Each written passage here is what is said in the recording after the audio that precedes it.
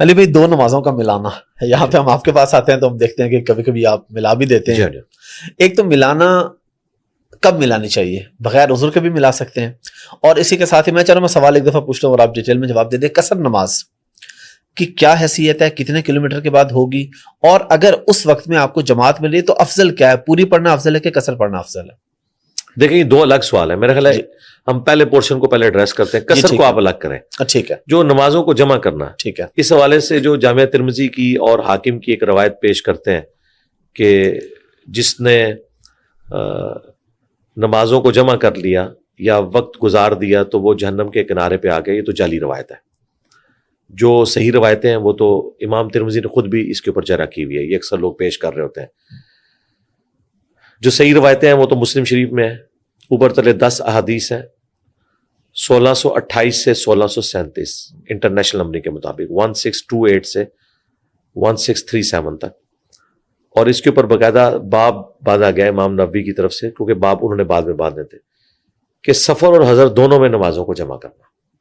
اس میں ابن عباس فرماتے ہیں کہ نبی علیہ السلام نے بغیر خوف کے، بغیر بارش کے، مدینہ شریف میں یعنی بغیر سفر کے، ظہر اور عصر کو جمع کیا اور مغرب اور عشاء کو جمع کیا. تو تابعین کہتے ہیں کہ ہم نے پوچھا کہ یہ نبی علیہ السلام نے کیوں کیا؟ تو دو جملے انہوں نے بولے، تاکہ امت کے لیے کوئی تنگی باقی نہ رہے، حرج، اور امت کے لیے آسانی ہو جائے. دو جملے بولے، تنگی باقی نہ رہے اور آسانی ہو جائے. نبی علیہ السلام تو قیامت تک کے لیے پیغمبر ہے نا. آج ان احادیث کی قدر آپ پوچھیں ان لوگوں سے جو یورپ اور امریکہ میں جاب کر رہے ہیں. انہیں دن کے وقت آدھے گھنٹے کا وقفہ ہوتا ہے اور وہ زور اثر کی نماز کو جمع کر لیتے ہیں. تو انہیں چاہیے کہ جتنی بار نماز جمع کریں تو دروش ہی پڑھیں، اللہم صلی علی محمد وعلی آل محمد. آپ کے پیغمبر نے آپ کے لیے کتنی آسانی رکھ دی تھی، آپ کا بھی سوچا انہوں نے اس وقت. اور ظاہر ہے اللہ کی اجازت سے. اہل تشیع بھی قائل ہیں اس چیز کے کہ نمازیں جمع ہو سکتی ہیں. البتہ حیران کن بات ہے کہ اہل تشیع کے ہاں نہج البلاغہ میں مولا علی کا ایک خط جو انہوں نے گورنروں کے نام لکھا، اس میں انہوں نے نماز کی تاکید کی تو 5 نمازوں کے الگ اوقات مینشن کیے. شیعہ کی کتاب نہج البلاغہ کے اندر. ہم شیعہ علماء سے جب پوچھتے ہیں وہ کہتے ہیں ہم بھی یہی کہتے ہیں کہ افضل یہی ہے کہ الگ پڑھا جائے. ٹھیک ہے. لیکن جس طرح اہل سنت نے یہ ضد بنا لی ہوئی ہے کہ انہوں نے جمع کرنا چھوڑ دیا، ہم نے بھی ارادہ پڑھنا چھوڑ دیا. ہم اس سنت کو سختی سے اڈاپٹ کیے ہوئے ہیں کہ ہم نے جمع کرنا ہی ہے. ہم کہتے ہیں کہ دونوں کے ہاں جمع کرنا بھی ہے اور افضل الگ وقت میں پڑھنا. ٹھیک ہے. اور یہ افضلیت اس شخص کے لیے ہے جس کے پاس ٹائم ہے. لیکن جس کے پاس ٹائم نہیں ہے یا کوئی مسافر ہے، مسافر تو ہمیشہ ہی نمازوں کو جمع کرے گا نا. اس کے علاوہ بھی یہ کہنا کہ مجبوری ہونا شرط ہے.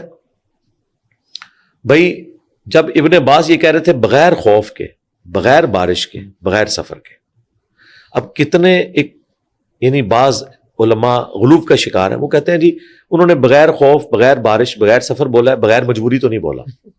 بھئی وہ یہی تو بتانا چاہ رہے تھے. اگر انہیں پتا ہوتا کہ آپ نے یہ پخ نکالنی ہے ابن عباس کو آج کے زمانے میں تو یہ بھی ساتھ بول دیتے. جب کوئی یہ بات کر رہا ہے وہ کیوں کر رہا ہے؟ ابن عباس فقیہ صحابی تھے، انہیں پتا تھا کہ بڑی بڑی یہ 3 وجوہات ہیں، خوف، بارش اور سفر، جس کی وجہ سے نمازیں بھی قصر ہوتی ہیں. سفر کے اندر نمازیں نبی علیہ السلام نے جمع کی ہیں.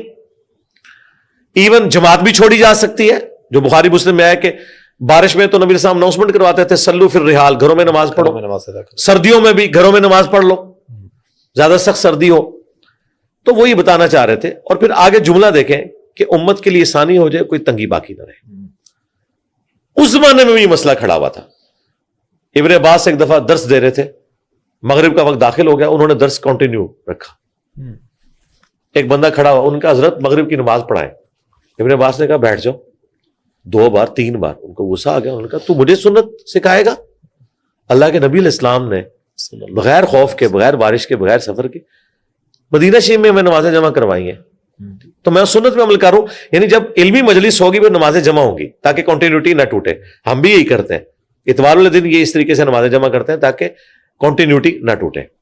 اور ویسے روٹین میں ظاہر روٹین میں لادہ ہی پڑھتے ہیں، اپنے اپنے وقت میں پڑھتے ہیں، ہمیشہ سے یہی ہے. اچھا اب اگلی چیز، اس تابعی نے جب ڈانٹ کھائی نا، مسلم شریف میں آتا ہے ابن عباس کی، وہ اٹھے، ان کو یقین نہیں آیا، ان کا شاید یہ غلط بیانی کر رہے ہیں. حضرت ابو ہریرہ کے پاس چلے گئے.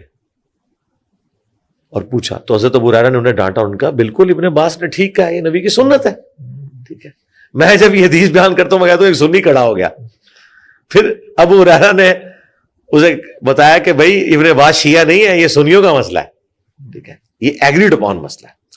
اب رہا یہ کہنا کہ امام ترمذی نے جامعہ ترمذی میں نقل کیا ہے کہ امام شافعی اور احمد بن حنبل کہتے ہیں کہ اگرچہ یہ حدیث صحیح ہے لیکن بغیر مجبوری کے نماز جمع نہیں ہو سکتی. تو بھائی یہ اماموں کے فتوے ہیں. ٹھیک ہے، وہ حدیث خود بول رہی ہے. اچھا اب آج اگلا ورژن، مجبوری کے ساتھ ہو سکتی ہے، یہ پیش کرتے ہیں نا. پھر انہیں ماننا چاہیے مجبوری میں ہو سکتی، یہ مجبوری میں بھی فقہ بھی قائل نہیں ہے. یہ ہمیں لا کے قرآن سے آیت پیش کرتے ہیں، ان الصلاۃ کانت علی المؤمنین کتابا موقوتا، کہ جی نماز مومنین پر وقت باندھا ہوا فرض ہے. وہ کہتے ہیں لہذا پھر یہ اپنی دو نمبری چھوڑو، جو تم یہ کہتے تھے کہ مجبوری ہو تو مجبوری بھی ہوئی تو پھر بھی تم نہیں جمع کے قائل، تو پھر سیدھی بات بتاؤ اندر کی بات کیا ہے. یہ وہ کام نہ کرو کہ جی ہم قرات سن رہے ہیں اور قرآن میں حکم ہے وَإِذَا قُرِئَ الْقُرْآنُ فَاسْتَمِعُوا لَهُ. ہم کہتے ہیں زور اثر میں دکانوں کا حساب کیوں کرتے ہو، وہاں تو قرات کی آواز نہیں آ رہی. پھر کہتے ہیں نہیں جی امام کی قرات مقتدی کے لیے کافی ہے. تو ایک بات پہ رہا کرو نا، یہ تو نہیں کہ ہم ایک مسئلہ حل کرتے ہیں ایک طرح سے چپ نکالتے ہیں تو دوسری طرف نکل جاتے ہو. یہاں پہ بھی یہی حرکت کرتے ہیں. لیکن میں تو آخری چپ بھی ان کا نکالوں گا. میں اس سے بھی آگے جاؤں گا کہ اگر آپ اس لیول کے اوپر اترتے ہیں نا کہ آپ کہتے ہیں کہ جی مجبوری کے بغیر بھی قرآن میں حکم آیا کہ وقت مقررہ ہے، تو سرکار پھر نمازوں کے اوقات بھی قرآن بتائے گا. تو قرآن میں تو نمازوں کے 3 اوقات آئے ہیں. سورہ بنی اسرائیل، سورہ ہود میں دیکھ لیں، بنی اسرائیل میں تو واضح اللہ تعالیٰ نے نمازوں کے 3 اوقات بتائے ہیں. فجر کی نماز کا وقت ذکر کیا، اس کے بعد دن کی نماز اور پھر رات کی. رات میں مغرب اور عشاء اور دن میں ظہر و عصر. میں یہ چیلنج کرتا ہوں کہ کسی آیت میں مجھے مینشن کر کے کوئی 5 اوقات کو بتائے. یہ گھیر گار کے بتاتے ہیں اور وہ جن آیات سے بتاتے ہیں وہاں پہ تو ذکر کا ذکر آیا ہے، اور اس میں بھی اسپیسیفکلی اس طرح نہیں ہے کہ یہ والا ٹائم ہوگا پھر اثر ہو جائے گی. نہیں، قرآن میں 3 ہی اوقات آئے ہیں، فجر الگ سے، دن کی نماز اور رات کی نماز ہے. ٹھیک ہے، دن کی نمازوں میں جو یہ تفریق ہے نا کہ 2 الگ اوقات ہیں، یہ حدیث میں آئے. ٹھیک ہے، قرآن کی روح سے اوقات 3 ہیں. بالکل ہم بھی کہتے ہیں کہ 3 اوقات میں ہی 5 نمازیں پڑھنی چاہیے. اگر آپ کہتے ہیں نہیں جی حدیث میں 5 اوقات ہیں، پھر سر حدیث میں پھر نمازیں جمع کرنے کا بھی ہے. ایک ٹکٹ میں آپ کو 2 مزے نہیں کرنے دیں گے. اگر 5 اوقات آئے ہیں حدیث میں تو وہی حدیث پھر بتا رہی ہے کہ نبی صلی اللہ علیہ وآلہ وسلم نے اجازت دی ہے، اور ایک ایسی جمع ہے جو ان کو بھی کرنی پڑتی ہے. قرآن کا حکم یہ بھی توڑتے ہیں حج کے موقع کے اوپر. تو قرآن میں کہاں لکھا ہے کہ حج کے موقع پہ آپ نمازیں جمع کر سکتے ہیں؟ کہتے ہیں نہیں، نبی علیہ السلام نے ظہر و عصر کو جمع کیا عرفات میں اور مغرب اور عشاء کو مزدلفہ کے اندر جمع کیا ہے. وہاں پہ پھر کہاں گیا ان الصلاۃ کانت علی المؤمنین کتابا موقوتا. بھائی اس آیت کی تفسیر امام حنیفہ نہیں بتائیں گے، امام شافعی نہیں بتائیں گے، اس کی تفسیر رسول اللہ خود بتا کے گئے صلی اللہ علیہ وآلہ وسلم کہ امت کے لیے آسانی ہے. زور اثر میں ٹالرنس ہے، یہ جمع ہو سکتی ہے زور کا وقت داخل ہونے سے لے کر غروب آفتاب سے پہلے کسی بھی وقت، اس میں بھی آخری 15-20 منٹ کو اوائڈ کیا جائے، لیکن نماز پھر بھی ہو جائے گی. اور مغرب اور عشاء غروب آفتاب سے لے کر طلوع فجر تک کسی بھی وقت آپ رات کے پیر میں جمع کریں. آخری ایک نقطہ جو اٹھاتے ہیں، یہ دیکھیں، میں اس اکیڈیمیا کی فیلڈ میں اتنا ایماندار ہوں کہ میں مخالف کے دلائل کا بھی ذکر کرتا ہوں. یہ نہیں کرتا کہ 1 سائیڈڈ مقدمہ پیش کروں. یہ لوگ اپنا مقدمہ پیش کر کے چلے جاتے ہیں، میں ان کا مقدمہ بھی ان سے بہتر پیش کرتا ہوں، اس کا جواب دیتا ہوں، پھر اس لیے ان کے پاس کوئی جواب نہیں ہوتا. آخر میں یہ کہیں گے کہ مسلم شریف میں وہ جو حدیثیں آئی ہیں نا نمازیں جمع کرنے والی، تو اس میں 2 تابعین آپس میں گفتگو کرتے ہوئے کہتے ہیں کہ لگتا ہے کہ نبی علیہ السلام نے مغرب کو آخری وقت میں پڑھا ہوگا اور عشاء کو اول وقت میں پڑھا ہوگا، اور ظہر کو آخری وقت میں اور عصر کو اول وقت میں. یہ تابعین کا جو قول اس میں نقل ہوا ہے نا آپس میں گفتگو، اس کی پلی لیتے ہیں پھر حنفی حضرات. وہ کہتے ہیں دیکھو جی یہ جمع سوری ہوئی ہے، یعنی یہ جمع تقدیم یا جمع تاخیر نہیں ہے، جمع سوری ہے. اور پھر وہ کہتے ہیں جمع سوری کو تو ہم بھی مانتے ہیں. اچھا آپ مانتے ہیں تو سرکار پھر اس کا ڈھنڈورا پیٹے، کوئی ہمیں مسجد ایسی دکھائیں جہاں آپ جمع سوری کرواتے ہوں، تاکہ وہ مجبور حضرات جو لوگ 3 اوقات ہی نکال سکتے ہیں وہ جا کے جمع سوری کر لیں. کرتے کوئی نہیں، صرف کہنے کی حد تک ہے، صرف ایک جواب دینے کی حد تک. دوسری بات، یہ تابعین کا اپنا خدشہ ہے، ہمارے نزدیک یہ ان کا موقف غلط ہے. ٹھیک ہے، اس کی وجہ یہ ہے کہ جامعہ ترمذی میں باقاعدہ حدیث موجود ہے کہ نبی علیہ السلام نے جمع تقدیم بھی کی ہے، یعنی زور کے ساتھ اثر، جمع تاخیر بھی کی ہے اثر کے وقت میں جا کے زور اثر، ٹھیک ہے، اور جمع سوری بھی کی ہے۔ یہ تینوں طریقے کو امام ترمذی نے پوری تفصیل کے ساتھ لکھا، یہ سنت ہے۔ بلکہ بخاری مسلم میں یہ آیا ہے کہ نبی علیہ السلام اگر ظہر کے وقت گھر سے ٹریولنگ سٹارٹ کرتے نا تو زور اثر کو آپ جمع کر کے نکلا کرتے تھے، اور اگر آپ صلی اللہ علیہ وآلہ وسلم ظہر سے پہلے نکلتے تو پھر آپ پڑاؤ اثر کے وقت میں کرتے تھے، زور اثر کو وہاں جمع کرتے تھے تاکہ یہ یعنی ایک ہی وضو میں دونوں نمازیں پڑھی جا سکیں۔ اب یہ کہنا کہ جو نبی علیہ السلام نے مسجد نبوی میں نمازوں کو جمع کیا، اس کا مطلب کوئی یہ بتا رہا ہے کہ نبی علیہ السلام نے پہلے مغرب کی اذان دلوائی، 1.5 گھنٹے بعد عشاء کا وقت داخل ہوتا ہے ایٹ لیسٹ عرب میں بھی اور یہاں سب کانٹیننٹ میں، پھر 1.5 گھنٹے انہیں کہا کہ میں امت کے لیے ثانی کرنے لگوں، تم 1.5 گھنٹے انتظار کرو، اور جب 10 منٹ رہ گئے عشاء کا وقت داخل ہونے میں تو کہا چلو مغرب پڑھو عشاء، تو یہ آسانی ہو رہی ہے، یہ تکلیف میں ڈالنے والی بات ہے، وہ 1.5 گھنٹہ آپ نے زندگی کا چھین لیا۔ آسانی امپلائڈ اس کے اندر ہے کہ پورے اس پورشن میں کسی بھی وقت 2 نمازوں کو جمع کیا جائے۔ پھر اس زمانے میں تو آپ گھڑیاں بھی نہیں تھی، کون حساب لگا سکتا ہے کہ جی 6:18 پہ ہو رئی ہے مغرب اور عشاء ہونی ہے جی 7:اتنے پہ، لہذا 7 اتنے پہ آپ مغرب پڑھ، وہ یہ ہو ہی نہیں سکتا۔ یہ ایک ٹالرنس ہے کہ زور کا وقت داخل ہوا، اب آپ کسی بھی وقت اندازے سے سینٹر میں کر لیں وہ سوری ہے، زور کے ساتھ ہی کر لیں وہ تقدیم ہے، اور اثر کے وقت میں کر لیں وہ تاخیر ہے۔ اس کا کوئی آپ بینچ مارک اس طرح کر ہی نہیں سکتے۔ اور مجھے بتائیے آسانی تو تبھی ہوگی نا جب آپ کو یہ اکویشن نہ لگوانی پڑے کہ آپ جس وقت اچھا ٹھیک ہے اثر کا وقت داخل ہوا ہے سواری روک لو، لیکن اگر آپ کو نہیں، اچھا یہ لوگ کہتے ہیں سفر میں بھی جو نبی علیہ السلام نے نمازیں جمع کی ہیں نا وہ جمع سوری کی ہے، یعنی آپ کے پاس کوئی گھڑی تھی کہ آپ بتاتے تھے جلدی جلدی بھائی روک لو، 15 منٹ رہ گئے اثر کا وقت داخل ہونے میں، ہم اتنے منٹ میں گھوڑے باندھیں گے، یہ پاسبل ہی نہیں تھا اس زمانے میں۔ یہ بالکل جعلی مسئلہ بیان کر رہے ہیں، ایسا ہے ہی نہیں ہے۔ یہ تینوں طریقے سنت ہے، زور کے ساتھ اثر، سینٹر میں، اور آخری وقت آخر میں۔ اور اس کو سپورٹو وہ مسلم شریف کی حدیث ہے، وہ جو ایک عورت تھی جسے استحاضہ کا ایشو تھا، یعنی حیض کے بعد بھی خون آتا تھا، اس پہ غسل تو نہیں ہوتا لیکن وضو تو کرنا پڑتا ہے، تو نبی علیہ السلام نے اسے کہا تھا کہ تم زور آخری وقت میں اور اثر اول وقت میں پڑھ لیا کرو۔ یعنی بیمار عورت کو نبی السلام نے نمازیں جمع کرنے کا کہا ہے، اور اس میں جمع سوری پریفریبل ہے، ہم کہتے ہیں جمع سوری پریفریبل ہے کیونکہ اس میں کسی کا بھی اختلاف نہیں رہے گا۔ یعنی آج بھی حنفی یہ بات مانتے ہیں کہ جمع سوری کوئی کرے تو نماز اپنے وقت میں ادا کر رہا ہے، اگرچہ اول وقت میں نماز ادا کرنا افضل ہے، لیکن زور کوئی آخری وقت میں ادا کرے اور اثر کو اول وقت میں تو یہ جائز ہے۔ تو اگر کسی کو زیادہ وام ہے نا تو وہ جمع سوری کر لے، لیکن امت سے آپ یہ آسانی نہ چھینیں۔ تقدیم، تاخیر اور سوری ساری سنت ہے، اور یہ اس دور کے اندر تو اتنی بڑی نعمت ہے یورپ اور امریکہ کے لوگوں کے لیے، اور وہاں تو ویسے ہی وہ نہ صرف نمازوں کو جمع کریں گے بلکہ قصر بھی کر سکتے ہیں، کیونکہ سب ویز میں اپنے شہر سے 20-25 کلومیٹر سے زیادہ ہی وہ سفر کرتے ہیں، اور مسلم شریف میں 3 فرسخ یعنی 9 میل عربک مائل، وہ آلموسٹ 20 کلومیٹر بنتے ہیں، وہ نوٹیکل مائل کے قریب ہوتا ہے عربک مائل۔ یہ مائل کا لفظ جو ہے نا عربی سے انگریزی میں آیا ہوا ہے، پہلے ہم دنیا کے بادشاہ تھے نا، یہ میل کا لفظ مسلم شریف میں موجود ہے، یہ مائل بنا ہے ادھر آ کے۔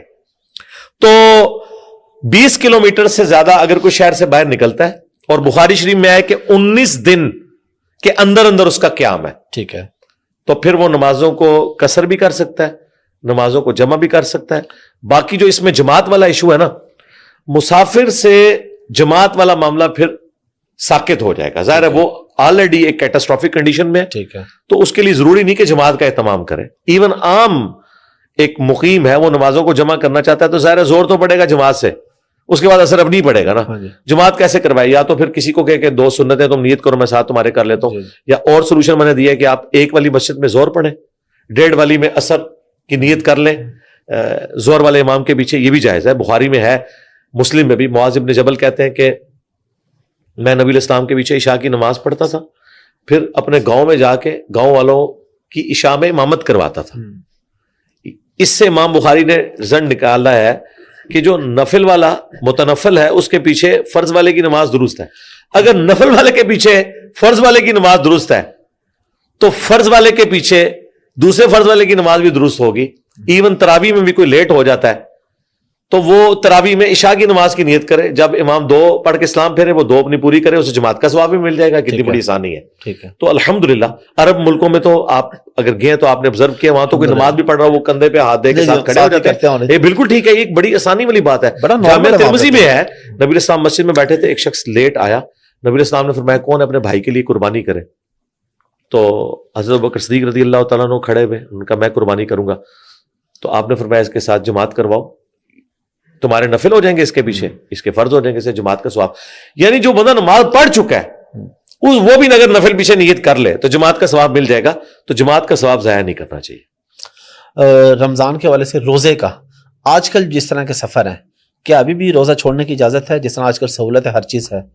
دیکھیں, سفر میں روزہ چھوڑنا اس کی صرف اجازت ہے, یہ حکم نہیں ہے کہ لازمی چھوڑنا ہے. ٹھیک ہے. یہ جو کنفیوژن کریٹ ہوئی ہے نا, وہ ایک حدیث کی وجہ سے ہوئی. بخاری مسلم میں حدیث ہے, نبی صلی اللہ علیہ وآلہ وسلم ایک سفر میں تھے. آپ نے دیکھا کہ ایک شخص ہے جس کے اوپر سائبان کر کے کافی لوگوں نے سایہ کیا ہوا ہے, بہت بڑی چھتری. آپ نے فرمایا اسے کیا ہوا ہے, اتنے لوگ اس کو سایہ کیے ہوئے دھوپ میں. تو بتایا گیا کہ اس نے روزہ رکھا ہوا ہے, کوئی منت مانی ہوئی تھی. نبی علیہ السلام نے فرمایا کہ سفر میں روزہ رکھنا کوئی نیکی کا کام نہیں ہے, کہ ایک بندے نے روزہ رکھ کے اتنے لوگوں کو مصیبت میں ڈالا ہوا ہے. تو اس حدیث کی وجہ سے بعض لوگوں کے دماغ میں آیا کہ نبی علیہ السلام نے اسے ڈسکریج کیا کہ سفر میں کوئی روزہ نہ رکھے. ایسا نہیں ہے. بخاری مسلم میں حدیث ہے, صحابہ کرام کہتے ہیں ہم نبی علیہ السلام کے ساتھ سفر میں ہوتے تھے, بعض روزہ رکھ لیتے تھے, بعض نہیں رکھتے تھے. رکھنے والے نہ رکھنے والوں کو ملامت نہیں کرتے تھے, اور نہ رکھنے والے رکھنے والوں کو ملامت نہیں کرتے تھے. ایک اور حدیث ہے بخاری مسلم میں کہ ایک سفر میں کچھ صحابہ نے روزہ رکھا ہوا تھا, کچھ نے نہیں. جب افطار کا وقت آیا تو جنہوں نے روزہ نہیں رکھا تھا انہوں نے افطاری کا بندوبست کیا, خیمے لگائے, دوسرے تو بیچارے ڈال ہو کے گر گئے. نبی علیہ السلام نے فرمایا آج روزہ نہ رکھنے والے رکھنے والوں کے اوپر سبقت لے گئے. ایک اور حدیث ہے, وہ بھی بخاری مسلم کے اندر موجود ہے. نبی علیہ السلام سے ایک صحابی نے پوچھا کہ یا رسول اللہ صلی اللہ علیہ وآلہ وسلم کیا میں سفر میں روزہ رکھ سکتا ہوں؟ آپ نے فرمایا چاہو تو چھوڑ سکتے ہو, چاہو تو رکھ سکتے ہو, یہ اللہ نے ایک رخصت دی ہے اگر چھوڑنا چاہو. اس سے بھی آگے مسلم میں ایک حدیث ہے, اس صحابی نے ڈائریکٹ پوچھا یا رسول اللہ کیا سفر میں روزہ رکھنا گناہ ہے؟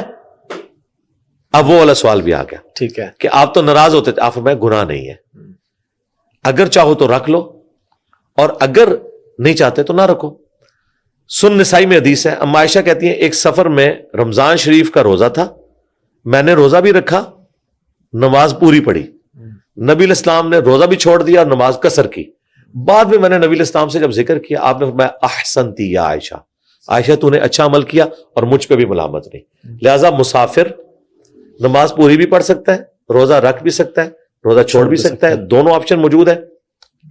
رہا آج کا یہ ماڈرن دور جس میں سفر آسان ہے جی, تو اس میں ہم تو یہ مشورہ دیں گے کہ روزہ آپ رکھیں. اس کی وجہ یہ ہے کہ بعد میں بھی تو آپ کو گنتی پوری کرنی ہے, اور وہ اتنا مشکل کام ہے. یہ تو ماحول میں آپ ماحول بنا ہوتا ہے, سب سحری میں اٹھ رہے ہیں. بالکل. میں دیکھیں 15 سال ایسے روٹ پہ سفر کرتا رہا ہوں کہ میرے ہر رمضان کے 8 روزے سفر میں آتے تھے, منڈے کا اور جمعے کا. ٹھیک ہے, منڈے جاتے ہوئے اور جمعے والے دن آتے ہوئے. مجھے بتائیں اگر میں ہر رمضان 8 روزے چھوڑتا تو شوال کے مہینے میں 6 روزے شوال کے رکھنے اور 8 یہ, یا اگلے رمضان سے پہلے کسی بھی وقت رکھ سکتے ہیں. ٹھیک ہے, لیکن ایک تردد والا کام تھا, میں رکھ لیتا تھا کہ کوئی مشکل نہیں ہے, آپ رکھ سکتے ہیں.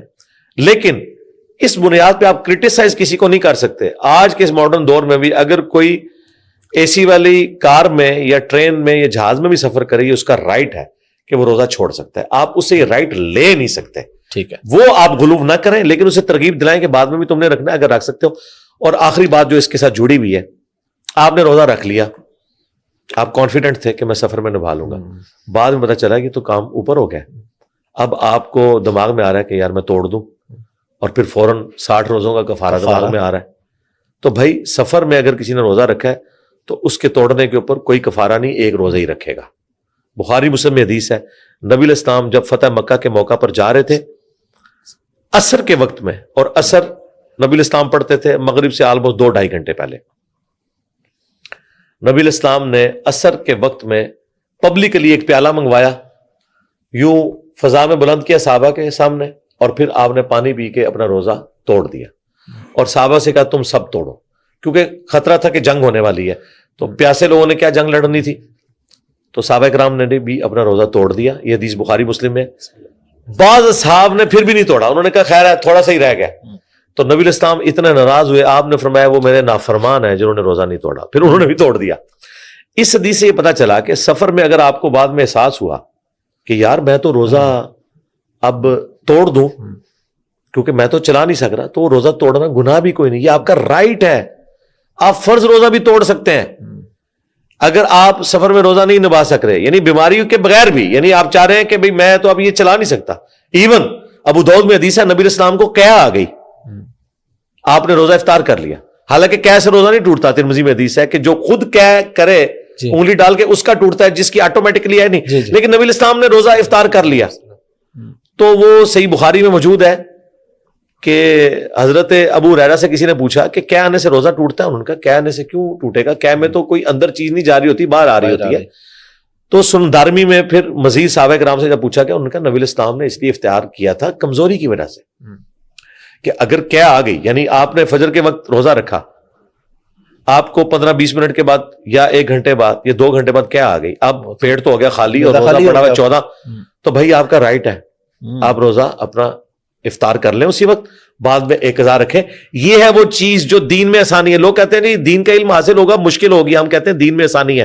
اور اس میں ان علماء کے لیے بھی ایک اللہ کی طرف سے ایک سمجھ لیں سختی ہے, جو یہ پبلک میں مشہور کرتے ہیں کہ جی لوگوں کو آسانیاں بتائیں گے تو لوگ اپنی مرضی کا دین کریں. اور اللہ تو چاہتا ہے آسانی.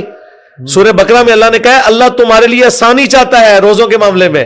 بخاری کی حدیث ہے دین ہے ہی آسانی. اچھا علماء کہتے ہیں لوگ اپنی مرضی کا دین چلنا شروع کر دیں گے, آسانیاں لیں گے. آسانی کیوں نہ لیں, ہمارے نبی نے دی ہے. صحیح مسلم میں حدیث ہے, حضرت عمر سے ایک بندہ آگے پوچھتا ہے یہ قرآن میں آیا کہ جب تم سفر میں اور خوف کی حالت میں ہو تو نمازوں کو قصر کر سکتے ہو, کوئی حرج نہیں.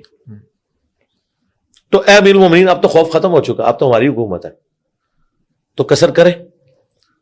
تو حضرت عمر کہتے ہیں میں نے یہی سوال خود رسول اللہ سے پوچھا تھا, تو نبی الاسلام نے فرمایا اے عمر اللہ نے آسانی دی ہے لے لو. حالانکہ اب خوف نہیں ہے لیکن آسانی تو باقی ہے نا. یہ علماء پبلک کو مشکل بتا کے کہتے ہیں میں نے دیکھا کیسا مسئلہ پسایا انہوں نے, اور نبی الاسلام آسان مسئلہ بتاتے تھے. بخاری مسلم کی حدیث ہے نبی الاسلام گورنروں کو یہ وصیت کرتے تھے دیکھنا لوگوں کو آسانیاں بتانا, دین سے متنفر نہ کر دینا, خوشخبریاں سنانا, وعیدیں نہ سناتے پھرنا, ڈرا کے نہ رکھ دینا. اور یہ لوگ ایسی بات کرتے ہیں. صحیح بخاری میں امام بخاری لے کے ہیں کہ مولا علی جب سفر سے واپس آتے نا تو کوفے کے گھر نظر آ رہے ہوتے تھے, وہ کوفے کے باہر پڑاؤ ڈالتے, نمازوں کو قصر کرتے, جمع کرتے, پھر کوفے میں داخل ہوتے اور ساتھیوں سے کہتے ہم اللہ کی آسانی سے فائدہ اٹھا رہے ہیں. حالانکہ وہ باؤنڈری کراس کرے تو پوری نماز پڑھنی ہے. یہاں لوگ اسے عیب سمجھیں گے کہ جی آسانی لی. شریعت میں اللہ کی آسانی کو اویل کرنا یہ اللہ کو پسندیدہ ہے بنسبت اس شخص کے کہ جو زیادہ کوئی مشقت اٹھا کے وہ کہتا ہے میں نے کوئی زیادہ کارنامہ کر دیا. اور یہی لوگ آپ کو پڑھا رہے ہوتے ہیں اور دیکھیں جی ان کا خون نکلے گا یہ شافی بن جائیں گے, اور یہ بیوی کو ہاتھ لگائیں گے تو حنفی بن جائیں گے. یہ آسانیاں تلاش کرتے ہیں. نہیں ہم محمدی بنیں گے. خون نکلنے سے وضو نہیں ٹوٹتا, یہ شافی کا مسئلہ نہیں ہے. امام شافی سے پہلے بھی خون نکلتا تھا. ابو داؤد میں حدیث ہے ایک صحابی کو تیر لگتے رہے, وہ پیرے کے اوپر تھے, پورا جسم لہو لہان ہو گیا, انہوں نے اپنی نماز مکمل کی, ان کا وضو نہیں ٹوٹا.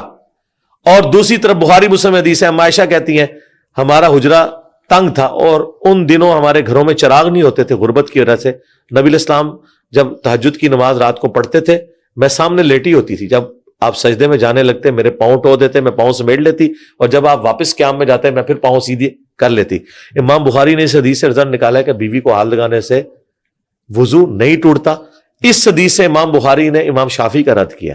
امام بخاری نے امام شافعی, احمد بن حنبل اور امام حنیفہ, امام مالک نے جہاں جہاں ان سے لمیٹڈ احادیث کی وجہ سے فتووں میں کوتاہی ہوئی حدیث کی بنیاد پہ ان کا رد کیا. ہم یہاں پہ حنفی نہیں ہو رہے. ہمارے نزدیک بیوی کو ہاتھ لگانے سے وضو اس لیے نہیں ٹوٹتا کہ حدیث میں آیا, اور ہمارے نزدیک خون نکلنے سے وضو اس لیے نہیں ٹوٹتا کہ حدیث میں آیا. یہ امام شافعی کے ایک غلط مسئلے نے اس وقت کروڑوں مسلمانوں کو تکلیف میں ڈالا ہوا ہے. انڈونیشیا اور ملیشیا سے سب سے زیادہ لوگ حج کرنے آتے ہیں, لاکھوں کی تعداد میں. آپ نے دیکھا ہے ان کی عورتوں نے دستانے پہنے ہوتے ہیں, کیونکہ ان کے نزدیک اگر خاوند اپنی بیوی کو ہاتھ لگا لے گا نا نیکڈ تو وضو ٹوٹ جائے گا. اور انہوں نے اپنی بیویاں, وہ بیچاری ہوتی بھی چھوٹے چھوٹے قد والی ہیں, ہمارے سے بھی چھوٹے قد ہیں ان کے, اور وہ تو بیچاری نظر بھی نہ آئے طواف میں. انہوں نے اپنی بیویوں کو ہاتھ میں ہاتھ ڈال کے چلنا ہوتا ہے, تو بیویوں کو جولائی کی گرمی میں دستانے بنائے ہوتے ہیں, چہرے کھلے ہوتے ہیں, ہاتھ میں دستانے ہوتے ہیں, کیونکہ ان کے نزدیک وضو ٹوٹ جائے گا. امام شافعی کے ایک مسئلے نے کروڑوں لوگوں کو تکلیف میں ڈالا ہے. کاش یہ لوگ قرآن و سنت پہ عمل کرتے ہیں نا. ان شافیوں کو کہوں گا تو ان کی مصیبت ٹال جاتی, اور یہاں کروڑوں حنفیوں کی مصیبت ٹال جاتی, جو بیچارے کہیں خون نکل آتا ہے, وضو کرتے ہیں, بار بار تھوکتے رہتے ہیں, میرا وضو ٹوٹ گیا, خون نکلنے سے وضو نہیں ٹوٹتا.